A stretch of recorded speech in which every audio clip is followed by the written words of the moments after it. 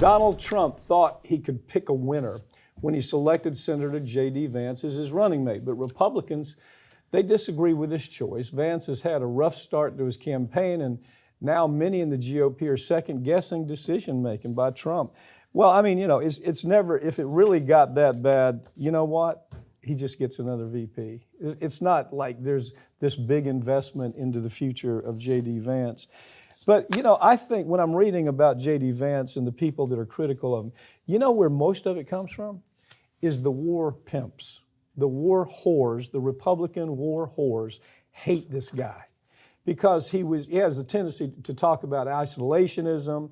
He would shut down Ukraine. He'd be glad to shut down Ukraine in a second. He's hugely anti-war. And so the missile industry, the defense industry hates a guy like this. And that's where a lot of this is being generated.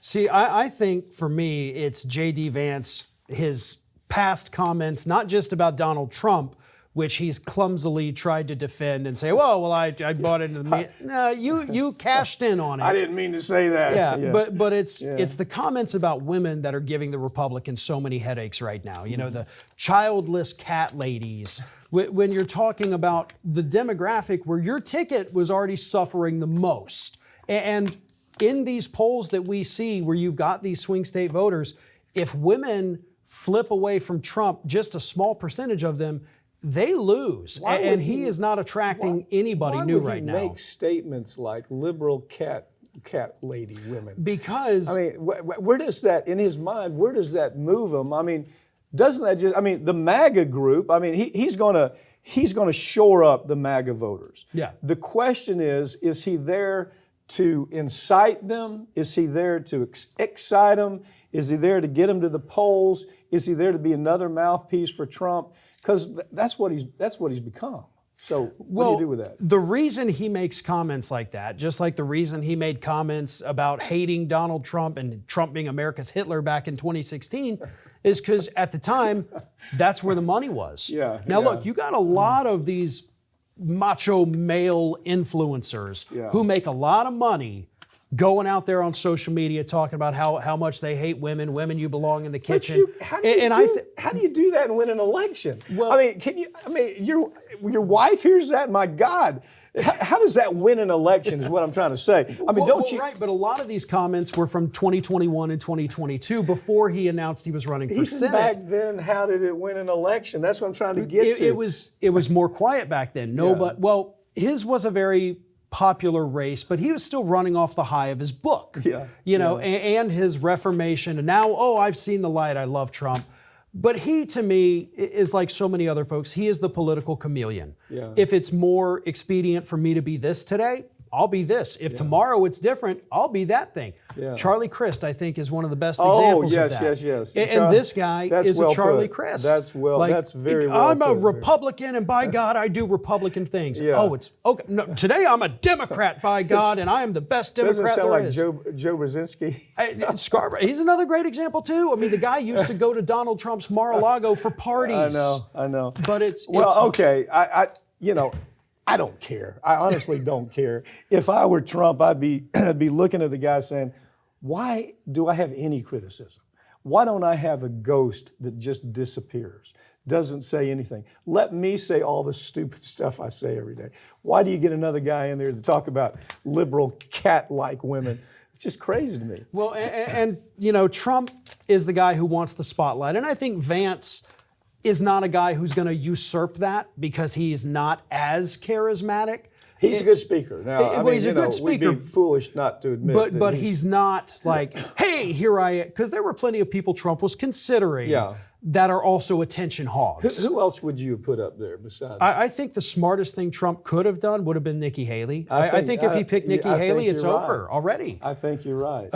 Polls already showed, by the way, that Haley alone, as the actual nominee, would have beaten Biden by 9 points. Right now, right now, there's this sugar. I call it a sugar high for Harris. I mean, that's what's going on. It's a sugar high. As the Harris honeymoon. It's a Harris honeymoon, and it happens all the time. Yeah. What people aren't looking at, and the Democrats really need to pay attention to this. Hillary won the popular vote by 3 million votes. Okay, and the media kept saying it's done. Look at these polls. They were looking at general polls. she lost in the Electoral College. And if they're not careful, that's where Harris is going to lose too. Yeah. Because the numbers are not changing that much in the Electoral College. I can just, as of this morning, now maybe something's happened, but I haven't seen it. Yeah. The numbers are holding pretty tight in the swing states. Yeah, her approval has gone way up, 8 points in a week, Yeah. and obviously $200 million. But I think, if we're getting into that, focus on North Carolina, focus on Arizona, Wisconsin, That's and right. Pennsylvania. Don't be fooled by the flashy things of Texas and Florida. Can we flip them? What is that? What it's is not that? going to happen. Don't you? We talk about. You actually see columnists talking about how Florida is getting ready. Bullshit. There's 1 million more Republican registered voters in Florida. Yeah. And they say, as you were pointing out earlier, there's this. What is the community? The villages. The villages. There's 50% of them are going. Who cares? There's no way they're going to cover. It's a tiny little spot in the middle of Florida that outside the villages nobody actually cares Right. about. They're not going to carry Florida. They're not going to carry Texas. And it's in the most liberal part of Florida to begin with, so Yeah. chill out. Go to where you can win. Yeah. And I agree, Arizona, North Carolina, those swing states they ought to pay attention to. But this is lulling probably people even watching this program. They look at the polls and they say, oh, Harris is pulling ahead in polls. Well, there's two things. It's a sugar high, for one thing. Secondly, those general polls don't mean anything. And we do Yeah. polls all the time. Yeah. And we say this all the time. The polls you got to look at in this kind of situation are going to be the swing state polls. Yeah. And there's just not that much happening for This is Harris going to this come down to 4 or 5 states, Yeah. and Your it's a tight one. Your idea, concentrate on 2 of those states you think you can pull together and go after it. Thanks for joining me, okay? Thank you. That's all the time we have, but all these segments are going to be posted right here on this channel in coming weeks, so make sure you're subscribed. I'm Mike Papantonio, and this has been America's Lawyer, where we tell you stories every week that corporate media aren't allowed to tell you. They won't tell you because their advertisers won't let them tell you the stories. Or, from a political standpoint, some sides are just so tribal. If you color outside the lines for Democrat, then you're not accepted. If you color outside the line for Republican, you're not accepted. We don't have that problem on this program, as you've probably figured out. Thanks.